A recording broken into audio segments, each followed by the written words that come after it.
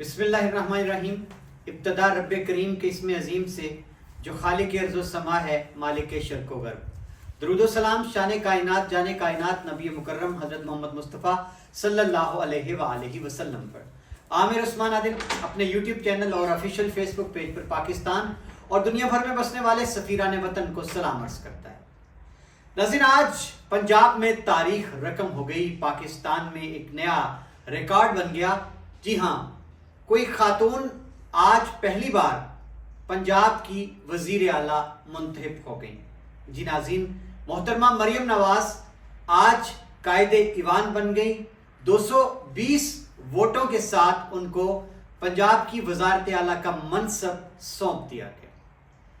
ناظرین، کیا ماحول تھا پنجاب اسمبلی کا؟ بار بار کیوں سنی اتحاد کونسل کے اراکین جو تھے وہ احتجاج کرتے رہے، کبھی بائیکاٹ کرتے، دوبارہ ان کو منا کر ایوان کے اندر لے جایا جاتا۔ اور ناظرین، چودھری شاہد رضا حلقہ پی پی 28 سے جو امیدوار تھے اور ایم پی منتخب ہوئے، ان کے حوالے سے جو بڑی افواہیں تھیں اور طرح طرح کی چہمگوئیاں تھیں حلقے میں، آج کیا انہوں نے مریم نواز کو ووٹ دیا؟ جس طرح خبریں تھیں کہ کاف لیگ میں جا چکے ہیں۔ یہ کیا ماجرا ہے؟ آج کی اس ویڈیو میں آپ کے سامنے ساری صورتحال رکھے دیتے ہیں۔ ناظرین، آج پنجاب کا ایک بہت بڑا منصب ہے، اس کا فیصلہ ہوا۔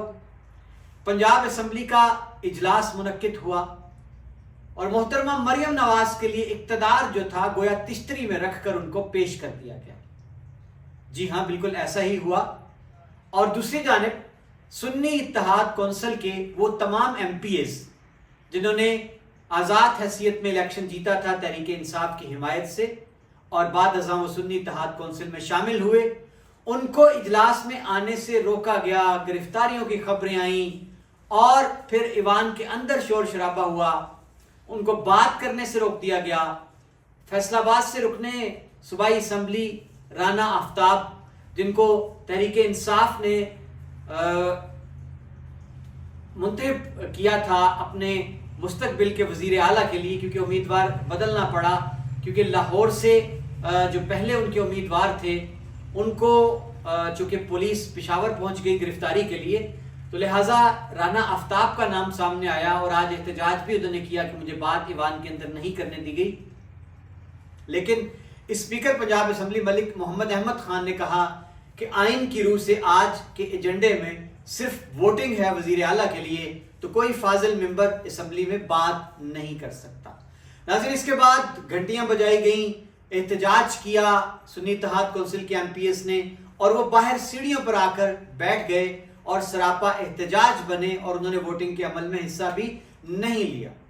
بات کریں چودھری شاہد رضا کی، تو ناظرین حیران کن مناظر سامنے آئے، کیونکہ پچھلے دنوں چودھری محمد الیاس حلقہ این 62 سے نومنتخب ایم این اے اور چودھری شاہد رضا کے بارے میں بڑی ہی ٹھوک بجا کر یہ خبریں پھیلائی گئیں کہ یہ کاف لیگ سے ڈیل کر کے باقاعدہ طور پر انہوں نے اپنا نوٹیفیکیشن کروایا ہے اور عنقریب یہ کاف لیگ میں شامل ہو جائیں گے۔ لیکن آج تمام افواہیں دم توڑ گئیں جب چودھری شاہد رضا کو ایک عالم نے پنجاب اسمبلی کی سیڑھیوں پر سنی اتحاد کونسل یعنی پی ٹی آئی کے دیگر ایم پی ایس کے ساتھ سراپا احتجاج دیکھا۔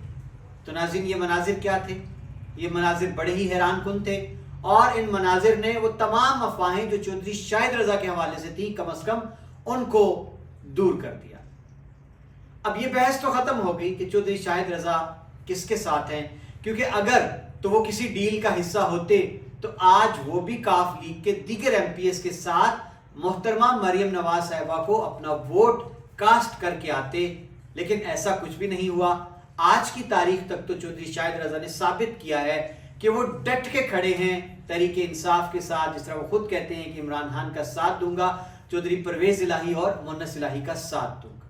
ناظرین، اب اس کے بعد خبریں کیا ہیں کہ کیا مریم بی بی کی آج حکومت مکمل ہو گئی؟ اب انہوں نے اپنی کابینہ بنانی ہے۔ کابینہ میں کون آ سکتا ہے؟ کیا بڑے نام متوقع ہیں گجرات سے؟ ظاہر ہے کاف لیگ، چودھری شجاعت حسین کے فرزند شافع حسین بڑے مضبوط امیدوار ہیں کاف لیگ کے کوٹے سے وزارت کے۔ اس کے علاوہ بڑی حیران کن بات یہ ہے کہ نون لیگ کا ایک ایم پی اے بھی اس اسمبلی میں گجرات سے نہیں پہنچ پایا ہے، اور پھر کاف ہی کاف بچتی ہے ہر جانب۔ تو پھر وزارت اگر شافع حسین کو ملتی ہے تو ناظرین کیا مریم بی بی اپنے ہارے ہوئے کینڈیڈیٹس میں ان کے جس طرح بات کریں بڑے بڑے نام ہیں، چودھری شبیر احمد کوٹلہ ہیں، ان کے بھائی چودھری محمد علی تنویر ہیں، نوابزادگان میں سے نوابزادہ حیدر مہدی ہیں، میجر معین نواز وڑائچ ہیں اور اسی طرح دیگر نام ہیں، تو کیا سرائے عالمگیر سے ملک محمد حنیف عوان ہیں، تو کیا مریم بی بی ان میں سے کسی ایک کو کوئی عہدہ دیں گی اپنی حکومت میں، کوئی مشیر، کوئی معاون خصوصی مقرر کر دیں گی؟ یہ صورتحال بڑی ہی دلچسپ ہے، انتظار رہے گا ناظرین، اپنا خیال رکھیے گا اور اگلی ویڈیو تک اجازت دیجیے، اللہ حافظ۔